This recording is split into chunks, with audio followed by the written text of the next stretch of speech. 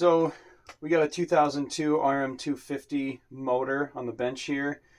Um, there were some issues with this. This wasn't sealed up quite correctly.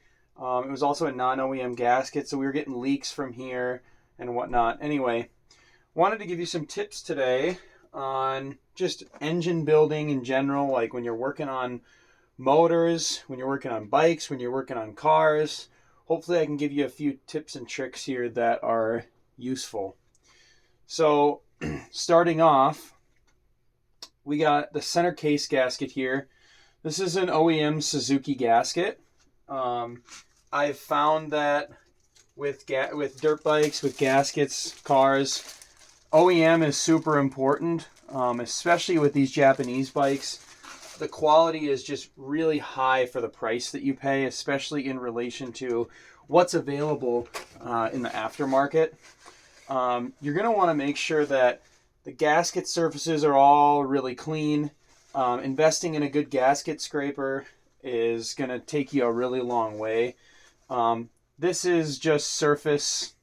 This is just visual. You can't catch it with a nail. That's going to seal just fine. So no issues there. But my tip for gaskets, other than buying OEM, is what you can do is grease gaskets. And what that does is a few things. Number one, it's going to prevent the gasket from sticking to the mating surface. So in the case of like a clutch cover, you'll be able to reuse that gasket. The second thing that it's going to do is it's going to help it seal.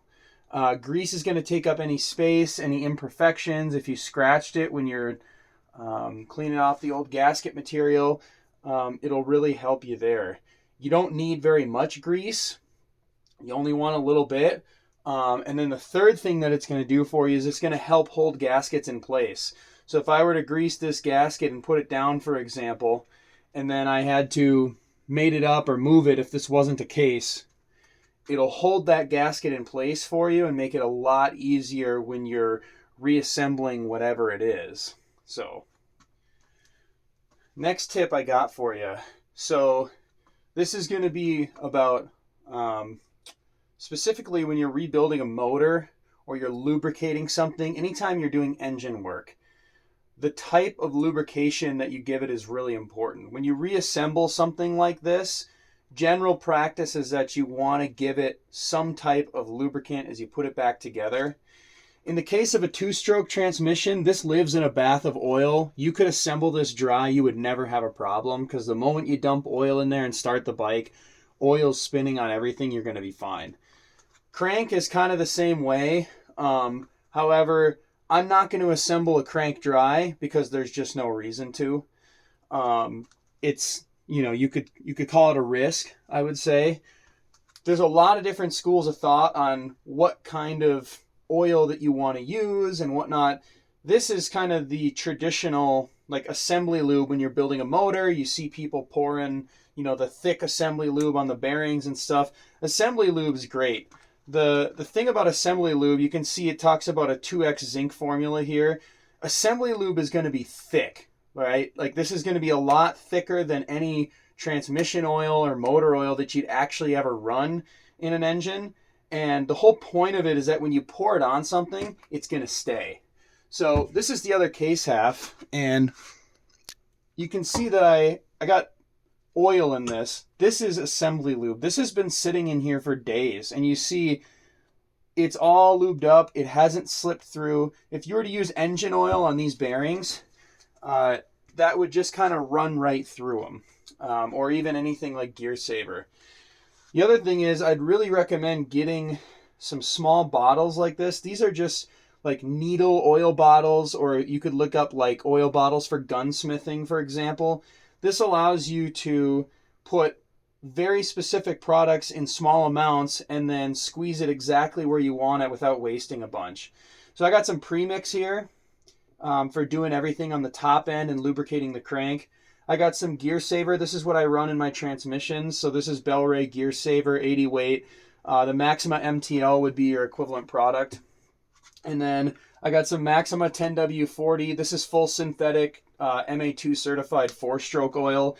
So this would be for working on any engines, I could put this in the transmission, I could put this on my 4-strokes, general lubrication, outside of engine building. This is just useful stuff to have around. It allows you to lubricate without over lubricating. You don't want oil going everywhere all the time. So keep that in mind. The next topic I want to cover is I want to talk a little bit about specialty tools and just specialty equipment that you might need for building engines. Don't skimp on this stuff. Obviously, everyone runs on a budget. You know, you need the right flywheel puller. Get the Motion Pro. Get a name brand. You don't want to strip these threads. Like you can see here, I'm going to put these two case halves together. I have a crank puller installer tool. You can do it without it. It's worth it to buy it. It's safer to buy it. You don't risk ruining your main bearings here when you're pulling them together, so you're not side loading them. Please, please, please put thread locker where you need it. All the little retainers that hold the bearings in like this, these all need thread locker. Most things inside your engine that you screw in need thread locker. Your primary gear needs thread locker. You got to just be aware of this stuff. Take the time, look in the manual. All these Japanese bikes, they're not Phillips screws. You need a set of JIS screwdrivers. You're going to strip stuff out. This is a set I really like from Prime MX. They sell 1, 2, 3. They feel awesome in the hands. This rubber grip is really nice for spinning the thing. It's got a steel cap so I can pound on it and kind of make like a homemade impact if there's something struck or stuck. And then this is a small grease gun with like a needle tip. And this allows me to really get grease like inside of seals, for example, and whatnot, and then coat them really nice so that everything goes together properly. When it comes to building engines, when it comes to putting stuff together, you have to take your time. It's a lot better to do things right the first time if it takes 3 times as long than rebuild and ruin stuff. You don't want to be in that situation. You don't want to be chasing your tail. Look at parts diagrams, check everything, take pictures when you take things apart. Parts diagrams you can find on Rocky Mountain ATVMC's website. Go to their OEM parts as if you're going to buy some OEM parts, and you can find all the schematics there that you need.